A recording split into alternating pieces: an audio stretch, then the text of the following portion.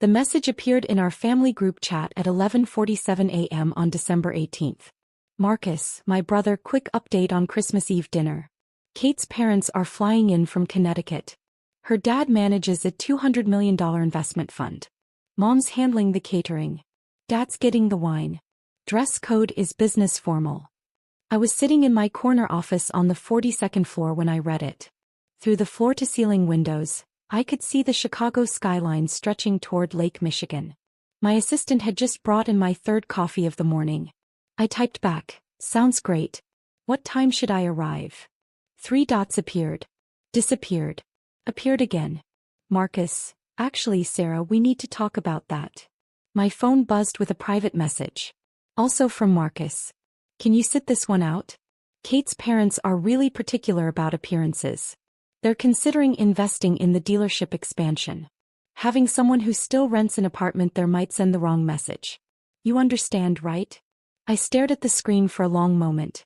I'd rented the same one-bedroom apartment in Lincoln Park for 6 years. It had exposed brick hardwood floors and a view of nothing particularly special. The rent was $1,800 a month, which I paid automatically from an account I rarely checked. I could have bought a penthouse, a mansion, an entire building. I chose not to. I understand. Marcus, thanks for being cool about it. We'll do something just us in January, okay? He sent the same message to the family group chat, slightly edited. Sarah's going to skip Christmas Eve this year. He's got work stuff. All good. Dad's reaction appeared instantly. A heart emoji on Marcus's message. Mom added, "That's probably for the best, sweetie. These events can be so stuffy anyway." My younger sister, Jennifer, didn't respond at all. I set my phone face down on my desk and looked out at the city. My family had decided who I was when I was 23 years old. I'd graduated from Northwestern with a degree in finance. Decent grades, nothing spectacular. I'd joined a small investment firm as an analyst. Entry-level position. Tiny desk. Long hours. Marcus, 3 years older, had just bought his first car dealership with money from our grandfather's inheritance. He'd gotten the full amount, $800,000, because he was the business-minded one. I'd gotten $50,000 because I just needed something to get started. I didn't argue. I invested the $50,000 in 3 different startups. 2 failed completely. The third one, a logistics software company, got acquired 18 months later. My $15,000 stake turned into $340,000. I didn't tell anyone. I reinvested. Then again. And again. By 27 I had $4.2 million. By 30 I'd broken 8 figures. By 32 I was managing a private portfolio worth $67 million across venture capital, real estate and strategic business investments. I'd also started consulting. Quietly. I'd helped restructure 3 struggling companies, turning each one profitable within 2 years. Word spread in certain circles. The kind of circles where people don't ask questions, they just wire money and trust you to make them more. Last year I'd made the Forbes Top Financial Minds Under 35 list. They'd used a professional photo I'd done specifically for the article. In the family group chat no one mentioned it. I'm not sure they saw it. Meanwhile Marcus's narrative about me solidified. Sarah's doing okay, he'd tell people at family gatherings. She's in finance. Entry-level stuff, but she's working her way up. Still renting, but you know how expensive the city is. Mom would add, she's very independent. Doesn't ask for help even when she probably should. Dad would nod, she's figuring it out. Not everyone can be an entrepreneur like Marcus. The truth was simpler. I didn't correct them because I was watching. I'd learned early that people reveal themselves when they think you're powerless. When they think you need them. When they think you're less than. For 9 years I'd let them think exactly that. What my family didn't know could fill a filing cabinet. Actually, it did fill a filing cabinet. 3 of them in my attorney's office downtown. Investment portfolio summary. Asterisk venture capital stakes in 12 companies. $23.4 million. Asterisk commercial real estate holdings. $31.2 million. Asterisk private equity positions. $8.7 million. Asterisk cash reserves and liquid assets. $3.9 million. Total net worth. $67.2 million. I lived like I made $60,000 a year. I drove a 7-year-old Honda Civic. I bought my clothes from Nordstrom Rack. I did my own grocery shopping at Trader Joe's. The only extravagance I allowed myself was my office. I'd bought a 40% stake in a boutique wealth management firm 3 years ago. We operated from a premium building in the Loop. My official title was Senior Investment Strategist, which sounded impressive enough without attracting family attention. My assistant, Patricia, was one of 5 people who knew the full picture. The others were my attorney, my accountant, my wealth manager, and my best friend from college, Diana. Why don't you just tell them? Diana had asked me 100 times over the years. Because I need to know, I always said. Know what? Who they really are when they think I'm nobody. Diana understood. She'd grown up poor, worked her way through state school, and now ran a successful PR firm. She'd seen enough families torn apart by money to know that hiding mine wasn't paranoia. It was research. The other thing my family didn't know, I'd been quietly helping them for years. When Marcus bought his first dealership, he'd gotten a loan with brutal terms, 8.9% interest, balloon payment due in 5 years. 2 years in, he was struggling. The numbers didn't work. He was going to lose everything. He never knew that I'd bought the loan from the original lender through a shell company. I'd restructured it to 3.2% interest with manageable monthly payments. The paperwork came from Mitchell Capital Holdings, a name generic enough that Marcus never questioned it. He thought he'd gotten lucky. Found an angel investor who believed in him. That angel investor was me. I'd personally guaranteed $4.2 million in loans for his dealership expansion over the last 4 years. Every time the bank balked, every time his credit wasn't quite strong enough, I'd stepped in behind the scenes.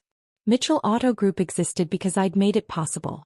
And Marcus thought I couldn't even afford to buy a house. Christmas Eve was supposed to be at my parents' house in Naperville. My mother had been planning it for 6 weeks. She'd hired a catering company, bought a new dining room table, and sent everyone a dress code memo. After Marcus's message, the group chat continued without me. Mom, I've seated Kate's parents next to you and Dad at the head of the table, Marcus. That should show them how serious we are about the partnership. Marcus, perfect. Kate's dad mentioned he might want to tour the dealership after Christmas. This could be the expansion capital we've been waiting for. Jennifer, are we still doing presents at 7? Dad, after dinner. Marcus, make sure you talk up the dealership's Q4 numbers. Connecticut money doesn't invest in anything that isn't already winning. I read it all from my office. It was December 23rd. I had a conference call in 20 minutes with a tech CEO whose company I'd just helped secure Series B funding. After that, I had a meeting with my attorney to finalize the purchase of a historic building in Wicker Park, a $4.8 million deal I'd been negotiating for 3 months. My phone buzzed. A private message from Mom. Sarah, honey, I hope you're not upset about Christmas. You know how important this is for Marcus's business. Kate's family is very selective. They need to see success. You'll have plenty of Christmases with us. 3 heart emojis. I didn't respond. Instead, I opened my banking app and scrolled to a specific account. Mitchell Capital Holdings. Current outstanding guarantees. $4,247,000. I'd personally guaranteed 4 separate loans that kept Marcus's dealership empire running. $1.2 million operating line of credit. $1.8 million for the luxury vehicle expansion. $900,000 for the service center renovation. $347,000 for inventory financing. Without those guarantees, the bank would never have approved Marcus's aggressive expansion. His credit was good but not that good. His collateral was sufficient but not quite enough. I'd been the invisible safety net under his entire operation. I made the call at 3:17 p.m. on December 23rd. This is Sarah Mitchell. I need to speak with David Chen in commercial lending. David was my primary contact at First National. He'd handled every one of my personal guarantees for Marcus's dealership. Sarah, good to hear from you. What can I do for you? I need to withdraw my personal guarantee on all loans associated with Mitchell Auto Group. Effective immediately. Silence on the other end. That's $4.2 million in guaranteed loans, Sarah. If you pull that guarantee, We'll have to call the loans within 30 days unless Mr. Mitchell can provide alternative collateral or guarantors. I understand. Can I ask why? Personal reasons. I'll email you the formal notice within the hour. Sarah, this is going to create serious problems for your brother's business. Are you sure? I'm sure. Thank you, David. I hung up. My hands were steady as I drafted the email. I'd written similar notices before for other investments. The language was precise, legal, final. I hit send at 3:34 p.m. My phone rang at 3:41 p.m. Marcus. I didn't answer. He called again. And again. By 4 p.m. I had 12 missed calls and 7 text messages. Marcus, call me right now. Marcus, what the fuck did you just do? Marcus, the bank just called. They're saying you withdrew a guarantee? What guarantee? Marcus, Sarah, answer your fucking phone. Marcus, this is going to destroy everything. Call me. I turned my phone to silent and went back to work. That night I sat in my apartment with Diana. She'd brought wine and takeout from our favorite Thai place. You actually did it, she said, not quite a question. I did. How do you feel? I thought about it. Relieved. I've been carrying them for so long. It's strange to just let go. Your brother's going to lose his mind. He already is. I showed her my phone. 43 missed calls. 28 text messages. The family group chat had exploded. Mom, Sarah, please call Marcus. There's been some kind of banking mistake. Dad, whatever's happening, we can sort it out. Call your brother. Marcus, I know you're seeing these messages. This isn't fucking funny. Diana scrolled through them, her expression darkening. They still don't know, do they? They think this is a mistake. They can't imagine any other possibility. What's going to happen to the dealership? Marcus has 30 days to find $4.2 million in alternative collateral or a new guarantor. If he can't, the bank calls the loans. He'll have to sell assets, probably the luxury expansion he just built. Maybe the whole second location. And Kate's parents? Investment fund managers don't invest in businesses with shaky credit and loan problems. They'll walk away. Diana poured more wine. You know they're going to come after you. I know. Are you ready? I pulled out a folder from my desk drawer. Inside were 9 years of documentation. Bank statements. Investment records. Forbes article. Emails I'd saved. Legal documents showing every guarantee I'd provided, every investment I'd made, every time I'd quietly fixed something they'd broken. I've been ready for 9 years. Christmas Eve arrived cold and clear. I spent the morning at my office finalizing year-end reports. My portfolio had grown 34% in the last 12 months. I'd helped 4 companies go public, restructured 3 failing businesses, and personally invested in 2 startups that were already showing 10x potential. At 2 p.m. my phone rang. I answered. Sarah. Thank God. We need you to come to the house right now. There's been a terrible misunderstanding with Marcus's bank, and we need to sort this out as a family. What kind of misunderstanding? The bank is saying well, it doesn't matter what they're saying because it's obviously a mistake. But they won't talk to Marcus without you present. Something about guarantees? Sarah, honey, this is threatening Marcus's entire business. Kate's parents are arriving in 3 hours. Please. I checked my watch. I'll be there in 45 minutes. Oh, thank you, sweetheart. This is just a banking error. We'll clear it up and then have a lovely Christmas. I hung up and called my attorney. Robert, it's Sarah. They want a family meeting. I'm going in. Do you want me there? Not yet. But have the full documentation ready. I'll call if I need you. Sarah, be careful. Desperate people do desperate things. I'm counting on it. I drove to Naperville in my Honda Civic. My parents' house was a sprawling colonial they'd bought during Dad's corporate VP days. Marcus's Mercedes SUV was parked in the driveway next to Dad's Lexus. Jennifer's Audi was there too. The whole family was waiting. I walked in to find them arranged in the living room like a tribunal. Marcus sat forward on the couch, his face red. Kate sat beside him, looking uncomfortable. Mom and Dad occupied the armchairs. Jennifer stood by the fireplace, arms crossed. Finally, Marcus said as I entered, do you have any idea what you've done? I sat down in the remaining chair. I withdrew my personal guarantee on your business loans. That's what I did. The room went silent. Your what? Mom said carefully. My personal guarantee. I've been guaranteeing Marcus's business loans for the last 4 years. $4.2 million worth. I withdrew that guarantee 2 days ago. Marcus stood up. That's impossible. My guarantor is Mitchell Capital Holdings, a private investment firm, which I own. You don't own anything. You're a junior analyst who rents a shitty apartment. I pulled out my phone and opened a document. Mitchell Capital Holdings, registered in Delaware 2019.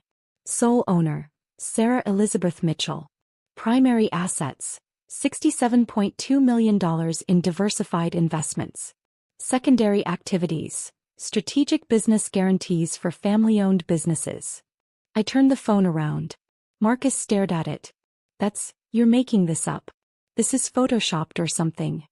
I opened another document. Here's the original guarantee agreement you signed with First National Bank. Look at the guarantor signature page. Bottom right. That's my signature. I've been signing as S. Mitchell, Managing Director, Mitchell Capital Holdings for 4 years. Dad grabbed the phone from Marcus's hand. His face went white. This can't be real. Sarah, you're saying you have $67 million. $67.2 million as of market close yesterday. Jennifer laughed. It was a sharp, disbelieving sound. Bullshit. We would know. You drive a Honda. You rent. I choose to drive a Honda. I choose to rent. I don't choose to guarantee loans for people who disinvite me from Christmas because I'll bring down the class. Kate's face flushed. Marcus looked at her, then back at me. We didn't mean it like that. You meant exactly like that. You texted me that having a renter at your Christmas dinner would embarrass you in front of Kate's investor parents. You said I'd send the wrong message. Because we thought, Marcus started. You thought I was poor. You thought I was struggling. You thought I was the family charity case who needed your pity and Mom's concerned phone calls and Dad's disappointed headshakes. Mom stood up. Sarah, that's not fair. We've always supported you. You've always condescended to me. There's a difference. I pulled out the folder I'd brought. Here's 9 years of documentation. Every investment I've made. Every company I've consulted for. Every time I've quietly fixed your mistakes. I spread papers across the coffee table. March 2019. Marcus's first dealership was going bankrupt. I bought his predatory loan and restructured it at 3.2% interest. He thought he'd found an angel investor. That was me. September 2020. Dad's consulting firm lost its biggest client. Revenue dropped 60%. You were going to lose the house. I anonymously hired your firm for a $180,000 market research project that didn't actually need to be done. You thought it was a lucky break. January 2021. Jennifer's nonprofit was $67,000 short on its annual budget. About to close. I donated anonymously through a donor-advised fund. Jennifer told everyone she'd secured a grant. November 2022. Mom's friend's catering business was going under. Mom was so upset. The business got a mysterious $40,000 investment from a Chicago-based entrepreneur who wanted to remain anonymous. Mom thought it was a Christmas miracle. The silence in the room was absolute. Jennifer's voice came out as a whisper. The nonprofit donation. That was you? All of it was me. For 9 years, I've been the invisible safety net under this entire family. And not once, did any of you think to ask how I was actually doing? What I was actually capable of. You just decided I was the failure and you stuck with that story. Marcus's voice cracked. Why didn't you tell us? Because I needed to know who you really were. When you thought I was poor, when you thought I was struggling, when you thought I was nothing, I needed to see how you'd treat me then. Dad's hand was shaking. Sarah, we never thought you were nothing. You uninvited me from Christmas because I'm a renter. Those were literally Marcus's words. Having a renter there would be awkward. I wasn't even worth a seat at my own family's table. Kate spoke for the first time. I didn't know about any of this. Marcus said I was an embarrassment. And you agreed. You told him I'd hurt his image in front of your parents. You're meeting them in, I checked my watch, 2 hours. Better figure out how you're going to explain why your fiancé's business just lost $4.2 million in credit backing. Marcus sat down heavily. The bank said 30 days. If I can find alternative collateral or another guarantor, the loans don't get called. Can you? Though. Not $4.2 million. My assets are all tied up in the dealerships. And Kate's parents. He looked at Kate. If they hear about loan problems, they'll never invest. Then I guess you're fucked, I said calmly. Mom started crying. Sarah, please. You can't do this to your brother. To this family. It's Christmas. You did this. I'm just removing myself from a situation where I'm clearly not wanted.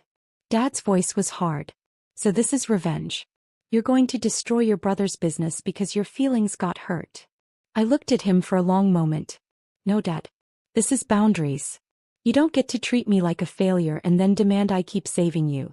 You don't get to exclude me from the family and then expect me to keep funding it. I'm done being the secret safety net for people who see me as dead weight. I stood up. Wait, Marcus said. What do I have to do to fix this? You can't fix this. There has to be something. Some way I can, please, Sarah. The dealership is everything. It's my whole life. I paused at the doorway. You're right.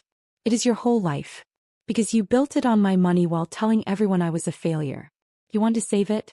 Figure it out yourself. Like I did. Jennifer stepped forward. Sir, wait. I'm sorry. We're all sorry. Please, can we talk about this? You had 9 years to talk to me. You chose not to. Merry Christmas. I walked out. Behind me the screaming started. I was halfway back to the city when my phone exploded. Marcus, you can't do this. I'll lose everything. Mom, Sarah Elizabeth Mitchell, you turn this car around right now. Dad, this is extortion. I'm calling my attorney. Jennifer, please. Marcus is crying. I've never seen him like this. The family group chat was a disaster. Marcus, she's been lying to us for 9 years. Mom, I don't understand how this happened. How did we not know? Dad, she deliberately deceived this family. Jennifer, she said she donated to my nonprofit. The $67,000 that saved us. That was her. Mom, that can't be right. Sarah doesn't have that kind of money. Jennifer, she has $67 million. The messages came faster. Marcus, the bank called again. Kate's parents land in 45 minutes. What the fuck am I supposed to tell them? Kate, maybe tell them the truth? Marcus, that my sister destroyed my credit out of spite? That'll go over great. Dad, Sarah, your mother is having a panic attack. Call us immediately. I turned off my phone. At 7 p.m. I was back in my apartment with Diana. We'd ordered Indian food and opened expensive wine. My phone was off. Her phone was on though, and she was reading me updates from her own family group chat. Her sister had married into a family that knew Kate's family. Oh God, Diana said, scrolling. Kate's parents arrived. They're at your parents' house right now. How's it going? According to my sister. Not well. Kate's father asked Marcus about the business loan structure during cocktails. Marcus apparently went white and excused himself. He's been in your dad's office for 20 minutes. Kate's mother is making polite conversation with your mom, who apparently can't stop crying. And Kate. Sitting there looking like she wants to disappear through the floor. My work phone, the one only colleagues had, buzzed. A text from David Chin at the bank. David, your brother just called me at home on Christmas Eve. He's begging me to reverse the guarantee withdrawal. I told him it doesn't work that way. He started crying. Sarah, I've never seen anything like this. What happened? I didn't respond. Diana poured more wine. You know this is going to get worse before it gets better, right? I know. Marcus might actually lose the dealership. He might. And you're okay with that? I thought about it. 9 years of being condescended to. 9 years of being pitted. 9 years of being excluded, dismissed, treated as the family charity case, while I quietly kept them all afloat. I'm not okay with it, I said finally. But I'm done protecting them from consequences they earned. At 9:47 p.m., my phone turned back on with a flood of messages. The most recent one was from Marcus, sent 10 minutes ago. Marcus, Kate's parents left. They're not investing. Kate's not speaking to me. Mom won't stop crying. Dad's talking about disowning you. I hope you're fucking happy. And then 5 minutes later. Marcus, I have to tell the bank something on Monday. Please. I'm begging you. I'll do anything. I put the phone down. Are you going to respond?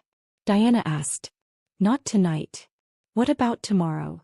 I don't know yet. But I did know one thing. I was done being invisible. Done being the secret success story my family was too blind to see. Done being the safety net for people who thought I was too poor to attend their Christmas dinner. For 9 years I'd watched them. I'd documented everything. I'd waited to see if they'd ever actually see me. They hadn't. And now they were finally going to understand exactly what, and who, they'd thrown away. The aftermath came in waves. Week 1. Marcus's bank gave him until January 31st to secure alternative collateral or a new guarantor for the $4.2 million in loans. He couldn't. His personal assets were worth approximately $1.8 million. The equity in his house, some investments, the value of his cars. Not even close to enough. Kate's parents formally declined to invest in Mitchell Auto Group. Word got around in their circle. Other potential investors withdrew interest. When banks smell blood in the water, they circle. Marcus's other lenders started reviewing his files more carefully. Kate returned her engagement ring on January 3rd. She moved out of their shared condo on January 5th. She didn't speak to any of us, but Diana's sister said Kate's mother had been horrified by the family dynamics and had essentially ordered Kate to end the relationship. Mom called me 18 times in the first week. I answered once. How could you do this to your own brother? She sobbed. How could you exclude me from Christmas for being a renter? I replied. She didn't have an answer. Dad sent a formal letter through his attorney threatening to sue me for emotional damages and business interference. My attorney, Robert, sent back a detailed response explaining exactly why that wouldn't work, including a full accounting of every guarantee I'd provided and every legal right I had to withdraw them. Dad's attorney didn't respond. Jennifer, to her credit, actually showed up at my apartment on January 8th. I didn't know, she said when I opened the door. About any of it. About what you'd been doing, about how Marcus talked about you, about the Christmas thing. I didn't know. You hearted his message, I said. When Marcus said I was skipping Christmas for work stuff. You endorsed the lie. I know. I wasn't paying attention. I'm sorry. We stood there for a moment. Do you want to come in? I asked. She did. We talked for 3 hours. She asked about the nonprofit donation, about how I'd built the portfolio, about why I'd hidden it. I told her the truth. I was waiting to see if anyone would look closely enough to notice. We should have, Jennifer said quietly. I should have. It wasn't forgiveness. But it was a start. Phew. Marcus had to make a choice. With the loans being called and no way to secure alternative backing, he had 3 options. Declare bankruptcy, liquidate assets to pay off the loans, or find a buyer for part or all of the dealership. He chose option 3. Mitchell Auto Group's luxury expansion, the second location he'd been so proud of, went on the market. A competing dealership network made an offer. $3.1 million, contingent on immediate closing. Marcus accepted. It wasn't enough to cover all the loans, but it was enough to satisfy the bank if Marcus could come up with another $800,000. He sold his Mercedes, Kate's BMW that was still titled in his name, and liquidated his investment accounts. On January 20th, the bank confirmed. Marcus had satisfied the loan requirements. Mitchell Auto Group survived. Barely. But it was half its former size. The luxury expansion, his pride and joy, was gone. His engagement was over. His reputation in the local business community was damaged. He sent me one text on January 21st. I hope this was worth it. I didn't respond. Week 3. On January 24th, I attended the Chicago Business Council's annual awards dinner. I'd been nominated for Emerging Leader in Finance and had won. The award came with a $25,000 donation to a charity of my choice. I selected Jennifer's nonprofit, and a feature in Chicago Business Magazine. My parents didn't know about the award. Marcus didn't know. But the magazine came out on January 26th, and the digital version went viral in Chicago business circles. The profile was detailed. It mentioned my portfolio size, my successful restructurings, my venture capital wins. It included that professional photo from the Forbes article. It quoted 3 CEOs I'd consulted for, all praising my strategic mind. And it mentioned in passing that I'd quietly supported several family businesses through strategic guarantees and investments, though she prefers to keep those arrangements private. My phone started ringing at 7 a.m. on January 27th. That, Marcus, Jennifer. Extended family members I hadn't heard from in years. Everyone had seen the article. I answered one call. Sir, we had no idea. The magazine, it says you've been, all this time you've been successful. I offered. Why didn't you tell us? I tried to show you. For 9 years. You just didn't look. But the apartment, the car, the way I what? Dressed? Lived? Mom, successful people don't all drive luxury cars and live in penthouses. Some of us just live our lives. Marcus saw the article, she said quietly. He's devastated. He excluded me from Christmas because having a renter there would embarrass him. He told his fiancée I'd bring down the class. He did this to himself. He's your brother. He was my brother. Now he's just someone who needs to learn that actions have consequences. I hung up. That afternoon I got an email from Kate. Sarah, I don't expect you to respond to this. I just wanted to say I'm sorry. Marcus told me you were struggling financially, that you were sensitive about money, that having you at Christmas would be awkward because my parents are in a different tax bracket. I believed him. I should have asked more questions. I should have met you first. I'm sorry for participating in your exclusion. I hope you can forgive me someday, though I understand if you can't. Kate. I wrote back, thank you for the apology. I accept it. For what it's worth, you dodged a bullet. A man who excludes his own sister because she doesn't look rich enough isn't someone who'll treat you well when times get hard. I hope you find someone better. She responded with a simple, thank you. I think I will. Stu now. Marcus rebuilt Mitchell Auto Group slowly. He focused on the core business, cut unnecessary expenses, and started actually managing his money instead of spending it on image. We don't speak, but Jennifer tells me he's dating someone new, a teacher who doesn't care about luxury cars or investor parents. Kate married someone else in May, a nonprofit director she'd known for years. Diana's sister sent photos from the wedding. Kate looked happy. Mom and Dad are trying. We have dinner once a month, neutral territory, where they ask careful questions about my work and don't offer unsolicited advice. Dad apologized formally in April. Mom cries less now. Jennifer and I are close again. She asks me for business advice for her nonprofit. I give it freely and she actually listens. Last month she told me, you know what I realized? You were always the successful one. We just didn't have the eyes to see it. As for me, my portfolio hit $82 million last month.